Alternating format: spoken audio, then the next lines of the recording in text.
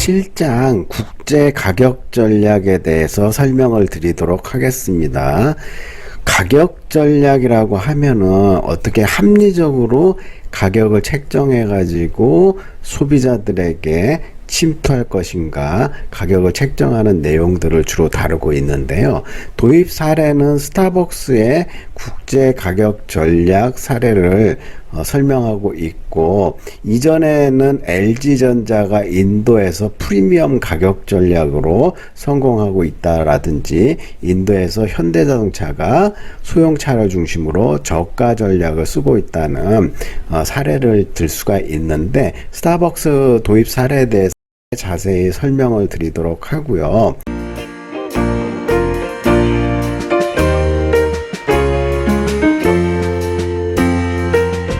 이 챕터를 통해 가지고 국제 가격을 전략하는 데 있어서 여러 가지의 특이 사항들에 대해서 배워보고, 2절에서는 수출 가격을 결정하는 요소와 원인들에 대해서 알아보고요. 3절에서는 국제 시장 가격의 조정 및 변경에 대해서 자세하게 설명을 드리도록 할 거예요. 4절에서는 국제 이전 가격 전략이라고 해갖고 국제 이전 가격의 개념과 특징에 대해서 설명을 드리도록 하겠습니다. 국제 가격 전략이라고 하면은 굉장히 포피에 있어서 중요하면서도 민감한 부분이다, 이렇게 얘기를 할 수가 있고요.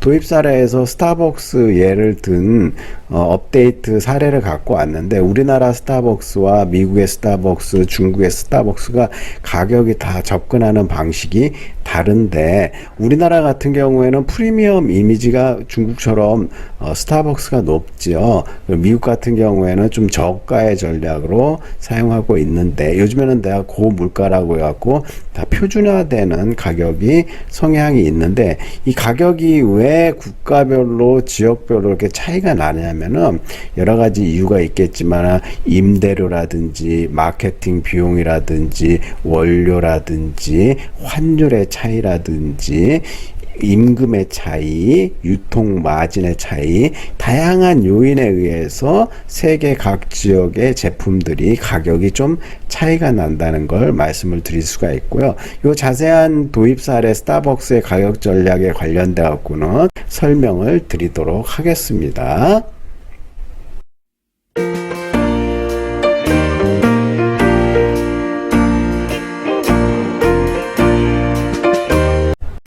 국제 가격 전략에 관한 사례를 중심으로 설명을 좀 드려보려고 하는데, 특히 스타벅스의 국제 가격 전략 도입 사례를 중심으로 설명을 드릴게요. 우리나라 스타벅스는 2019년 현대경제연구원이 발표한 커피 산업의 5가지 트렌드 변화 전망 보고서에 따르면은 1인간 연간 커피 소비량이 세계 평균치 3배인 353잔이다 이거죠. 그럼 거의 하루에 한 잔씩 마신다, 이렇게 보면 되고요. 원두 커피 소비량이 15만 톤으로 전 세계 6위를 차지하고 있다. 그래서 앞으로 점점 원두 커피의 소비량은 늘어날 것으로 보고, 2021년 기준으로 스타벅스 코리아의 연간 카드 결제 금액이 2조 원에 달한다. 그만큼 커피를 많이 마시고, 커피뿐만 아니라 뭐 디저트 이런 것들도 많이 먹기 때문에 이만큼 금액이 많이 나왔고요. 우리나라에서 이제 프리미엄 커피에 대한 지불 용의가 높아지고 있고, 저가 커피 브랜드와 고가 커피 브랜드의 가격 차이가 큼에도 불구하고 소비자들은 스타벅스의 커피를 구매하고 있는 걸 보여주고 있죠.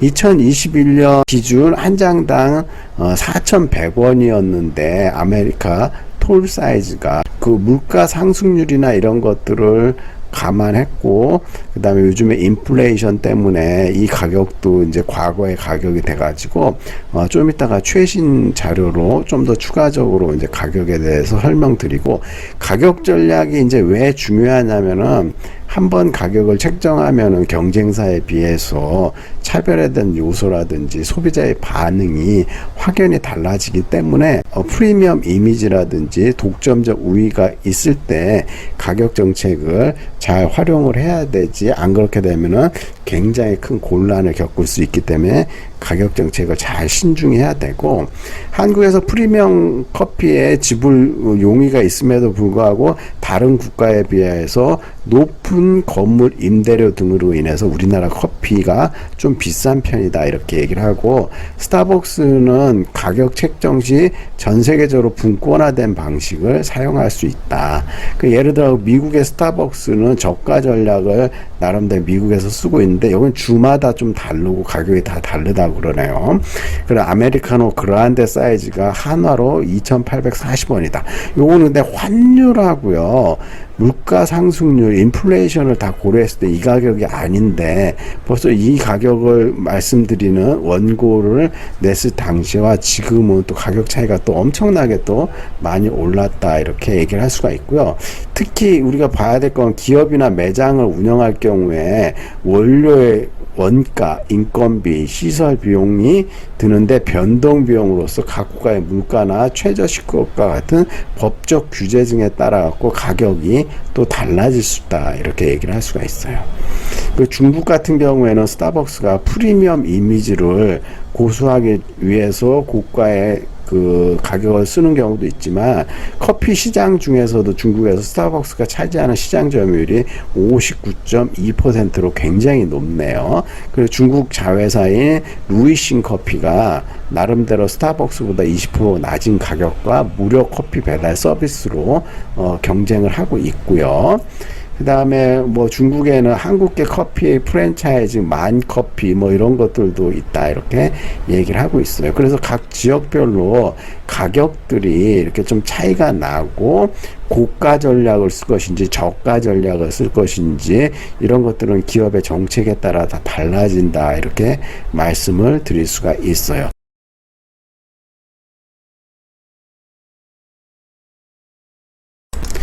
최신 스타벅스 코리아의 근황을 좀 보면은, 스타벅스 코리아가 신세계 그룹에서 인수하면서 이름을 이제 바꿨어요. 커피 매장 이름은 바꾸지 않았는데 이 회사 이름을 바꿨는데 SCK 컴퍼니라고 해갖고 이름을 바꿨고요.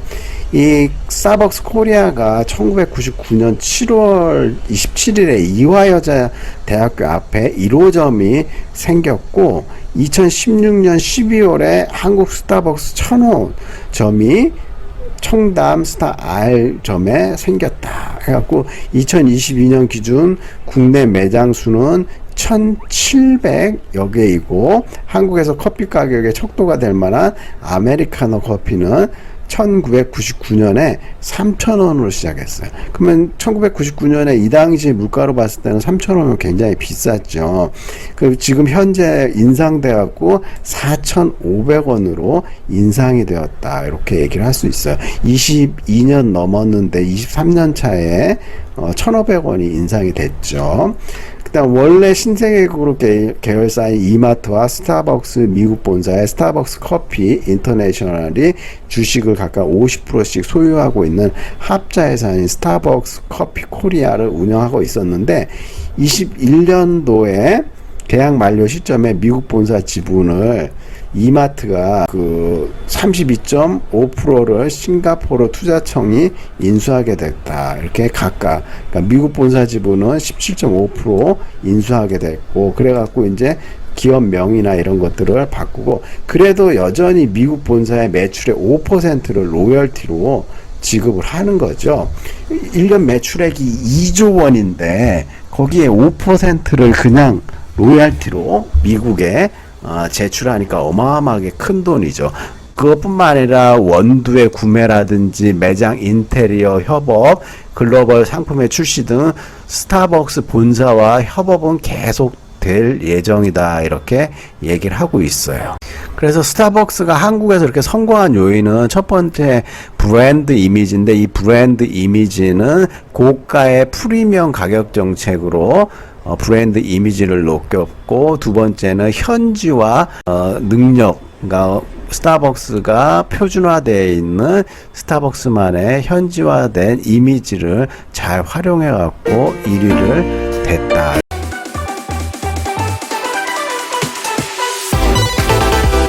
국제가격 전략의 이제 분야를 보면은 국제가격 결정의 문제는 최초의 가격의 책정이라든지 가격의 변경, 가격의 조정 등 세 가지 분야에서 이슈가 되고 있는데, 국제 마케팅의 해외 시장 진입 방식에 따라 수출, 현지 생산, 사내 이전, 라이선싱 등의 상황이 추가되면서 이러한 진입 방식에 따라 갖고 가격을 어떻게 책정, 변경, 조정할 것인지 우리가 고려를 해봐야 되고요. 이거 이제 격자 무늬로 해가지고 해외 시장 개입 수준에 따라 가지고 가격 결정은 책정, 조정, 변경 해갖고 수출에 있어서의 가격 책정, 수출에 있어서의 가격 조정, 수출에 있어서의 변경, 이런 사항들이 이렇게 하나하나 발생할 때마다 고려 요인들을 우리가 정확하게 파악을 해봐야 되는데, 우선 가격의 책정이라고 하면은 특정 제품의 시장 진입 시 최초 가격을 결정하는 것을 의미하는데, 기업의 해외 시장 개입 형태에 따라 갖고 다양하게 책정이 되는데요. 여러분들 처음에 물건을 샀을 때 이 물건 가격이 더 오를 것이다 생각하면은 빨리 사려고 하겠죠. 근데 물건 가격이 떨어질 것이다 생각하면은 사는 것을 미루겠죠. 근데 예를 들어 집 요즘 아파트 이런 게 좀 가격이 많이 올랐는데, 아파트 가격이 오르면은 더 오를 것 같아갖고 사람들이 많이 사요. 근데 아파트 가격이 떨어지잖아요? 그럼 더 떨어질 것 같으니까 더 사람들이 사질 않아요. 그래서 최초에 우리가 이제 가격을 책정할 때 있어서 예를 들어 의류라든지 자동차라든지 가격이 한번 책정이 되면은 이게 내리면은 소비자들의 신뢰가 떨어지기 때문에 가격을 함부로 낮추기도 힘들어요. 그리고 자동차라든지 무슨 제품들이 세일에 들어간다. 여러분들 백화점 세일 기간 있잖아요. 세일 기간 되면은 뭐 20, 30%씩 할인해서 팔기 때문에 소비자들이 세일 기간을 기다려갖고 세일 기간 되면은 물건을 사려고 안 사고 기다리는 이런 문제점들이 막 생기기 때문에 초반에 가격을 적정하게 책정을 해갖고 이윤을 남기고 마진을 남기는 게 중요한 요소다. 두 번째, 가격의 조정은 다양한 시장 상황과 기회에 대응하기 위해 가격을 차별화하는 것을 우리는 가격을 조정한다 이렇게 불러요. 그래서 국제기업의 주요 가격 결정의 문제는 해외 시장에서 최종 소비자 가격을 적정 수준으로 유지하기 위한 가격 조정 또는 해외 회사 사이에 이전 가격 조정에 여러 가지 이제 문제점이 있다. 그래서 그 조정과 가격 변경에 약간의 차이점, 개념적 차이가 있기 때문에 좀 알아둘 필요가 있고, 가격 변경이라고 하면 주도적으로 기존 가격을 변경시키거나 경쟁자의 가격 변경에 수동적으로 반응하는 것을 우리 변경이다 이렇게 얘기를 하는 거예요. 조정을 여기 차별화한다 이렇게 얘기했죠. 그다음 국제기업의 가격 결정의 여러 가지 문제라든지 해외 시장 진출에 따른 특수한 상황 플러스 진출 형태 상호 간에 미치는 효과를 고려해 갖고 가격을 변경해야 된다 이렇게 말씀을 드릴 수가 있고요. 그래서 국제가격 전략의 특성은 보시면은 국제가격 전략은 생산국과 소비국이 상이한 제품의 가격 결정 문제를 다루고, 국제가격 전략은 해외 투자 혹은 라이선싱 등을 통하여 해외에서 생산, 판매되는 제품의 가격 결정 문제를 다룬다. 국제가격 결정은 한 국가 시장에서의 가격 결정이 다른 국가 시장에 영향을 미치므로 세계적인 관점에서 가격 전략을 조정하는 문제를 다룬다. 우리가 이제 글로벌 프로덕트 해가지고, 애플의 아이폰이라든지, 그러면 뭐, BMW 자동차, 삼성전자의 갤럭시 폰, 전 세계적으로 가격 차이가 크게 되면은 재정거래라는 게 일어나갖고요. 가격이 비싼 데에서 팔기 위해서 싼 데에 있는 물건들을 막 수입해오는 그런 형태로 가격이 비슷해져요. 그 다음에 가격 전략 수립 시 고려해야 될 환경 요소가 보다 다양하고 복잡한 게 국제 가격 전략의 특성이다 이렇게 얘기를 할 수가 있고요. 그 다음에 국제가격의 가격 전략 유형을 보면은 가격을 책정할 때는 두 가지 요소를 고려해야 되는데, 집중화 또는 분권화된 가격 정책. 집중화는 글로벌화, 규모의 경제, 브랜드 통제를 통해 갖고 할 수가 있고요. 분권화는 상이한 시장 환경과 현지 비용 요인을 고려해 가지고 현지에 맞게 가격 책정을 하게 놔두는 거죠. 두 번째, 유통 채널에 있어 통제권의 문제. 유통 채널상 여러 당사자 중 누구에게 통제권이 있느냐가 가격 책정, 의사결정 입지에 중요한 영향을 미친다. 그래서 유통 채널, 유통업자들이 가격에 통제권을 가지고 있다면은 말 그대로 유통업자들의 힘이 세다 이렇게 우리가 생각을 해볼 수가 있겠죠.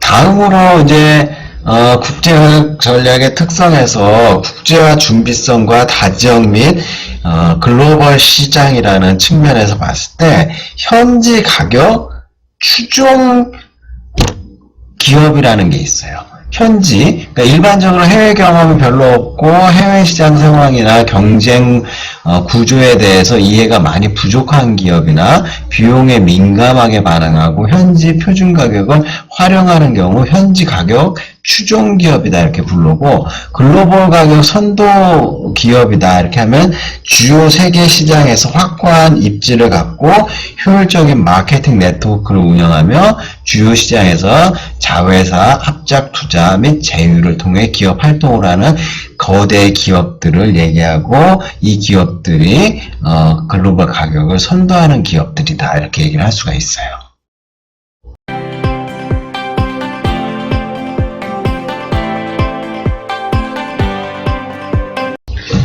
자, 2절에서는 수출 가격 결정에 대해서 설명을 드리는데, 우리 국제 마케팅에서는 수출에 관련된 내용도 많이 다루고 있어요. 그 이유는 처음에 시작이 수출 마케팅에서부터 시작을 해가지고 어떻게 하면은 더 많은 수출을 할 수 있을까, 거기에 마케팅을 활용하는 그런 것들을 다루었기 때문에 수출 가격 결정에 있어서 이런 내용들이 이제 국제 마케팅에 포함이 된 거죠.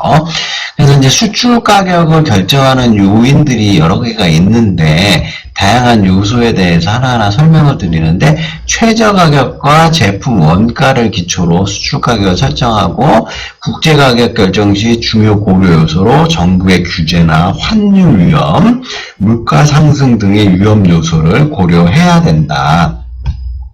그 중에서도 이제 기업의 목표와 마케팅 믹스 측면에서 해외 시장에서 달성하고자 하는 명확한 목표 설정이 국제가격 결정에 기반이 되고, 국제가격 결정은 제품, 유통, 촉진 등의 여타 마케팅 믹스의 구성 요소에 의해 영향을 받는다.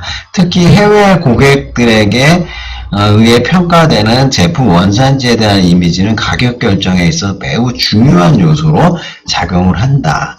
그 다음에 두 번째 요소로 수출 가격 결정하는 데 있어서는 원가, 기본적인 가격 결정 도구로서 측정에 상대적으로 용이하고 손익분기점을 넘어서 기 위한 가격의 하한선을 제공한다. 원가에 포함된 항목에는 제조비, 선적비용, 마케팅 비용, 연구개발비, 관리비, 조세, 감가상각비, 기타 간접비 등이 있고요. 이러한 비용들이 가격 결정에 차지하는 상대적 중요성은 해외 시장 진입 및 진출 대상국에 따라 크게 차이가 난다. 이러죠. 그 다음에 수요에 의해서 기업이 설정할 수 있는 가격 상한선을 시사할 수 있고요. 시장 수요와 기업 수요로 분류를 하는데, 수요 예측은 현재 미래 수요량, 수요 탄력성의 예측이 필요하다. 고객의 채택 과정과 연관된 수요에 영향을 미치는 기본 요소로 인구 통계적 요소, 관습, 전통 및 경제적 요소를 들 수가 있다. 이렇게 얘기를 하죠. 다음으로 경쟁 상황이 수출 가격 결정에 영향을 크게 미치는데 해외 시장의 경쟁 조건은 상한선과 하한선의 중간 어디에 실제 가격이 결정되어야 하는가를 제시하고 완전 경쟁 가격은 시장에 의해 정해지고 기업은 가격 순응자가 될 수밖에 없죠. 독점적 시장 구조는 소비자들의 해당 제품에 대한 주관적 가치가 가격 책정에 있어 중요한 결정 요인이다. 과점적 시장 구조는 경쟁 기업의 반응이 주요한 변수다. 해외 시장의 경쟁 조건은 시장 국가별로 다르고 심지어 특정국 내에서도 세분 시장별로 상당한 차이가 존재하기 때문에 경쟁 요소를 우리가 충분히 고려를 해야 되고요. 물가 상승률, 인플레이션을 억제하기 위하여 현지국 정부가 가격 통제를 실시하게 될 가능성이 증가되고 본국과 현지국의 인플레이션 율까지 고려한 적정한 수준에서의 가격 책정이 필요하다 이렇게 얘기를 하죠. 마지막으로 2개가 남았는데 법적 규제, 국제가격 결정과 관련하여 각국 정부들은 기업들의 지나친 가격 조작을 규제하기 위한 법률적 근거를 마련한다. 법적 규칙은 국제기업들이 국제가격을 결정하는 데서 커다란 제약 요인이 되고 반덤핑 규제라든지 공정보약법, 독점금지법 이런 것들을 통해서 불공정 행위에 대해서 엄격하게 규제를 하고 외국 제품에 대한 가격 통제는 하기 위한 수단으로 수입 허가서 발행을 불가한다든지 외환 사용을 불허한다든지 이는 국내 산업보호라든지 불효 불급품의 수입을 억제하는 효과가 있죠. 그다음에 수입국의 관세 구조도 국제가격 전략에 영향을 미친다. 요즘에 이런 것들이 크게 영향을 미치기 때문에 우리가 FTA라든지 자유무역 협정을 통해 가지고 이런 것들을 조정을 하고 협상을 하고 있죠. 현지국 정부의 가격과 직간접적으로 관련된 각종 법 규정을 면밀히 검토한 후에 제품의 최종 가격을 결정할 필요가 존재한다. 그 다음에 환율에 있어서 환율은 수출품의 해외 시장 가격과 특정 수출 계약에서의 수출 대금에 영향을 미치고 국제 마케팅 관리자는 각국의 환율 변화에 민감하게 대응해야 되며 환율 예측 능력을 갖추는 것이 필요하다. 근데 사실상 환율을 예측하는 거는 쉽지가 않죠. 어떻게 우리가 대응하느냐 이게 중요하고요. 국제 금융이나 이런 데서 선물 환이라든지 자금 해칭, 자연 해칭, 해칭 기법을 통해서 환율을 좀 관리하는 방법들을 국제 경영에서 좀 배웠었어요.